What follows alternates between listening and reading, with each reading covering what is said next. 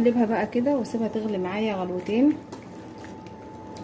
الريحه يا جماعه ما اقولكوش ريحتها تحفه، ولا زفاره ولا اي حاجه. الريحه جميله جدا، وريحه الثوم معاها بتديها ريحه حلوه ونفس كمان جميل.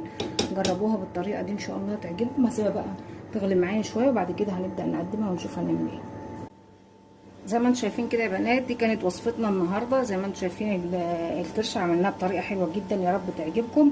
جربوها وان شاء الله تطلع معاكم ممتازه. وعملنا معاها رز بشعريه، وكمان كان معانا كوارع. طبعا انا عملت الكوارع اكتر من مره على القناه. هسيب لكم لينك الفيديوهات في صندوق الوصف لو حابين تطلعوا عليها. وبتمنى وصفه النهارده تعجبكم، يا ريت تجربوها. وما تنسونيش في اللايك والشير والسبسكرايب وتفعلوا زر الجرس عشان يوصلكم كل جديد من فيديوهاتي. وبس بشكركم، والسلام عليكم ورحمة الله وبركاته.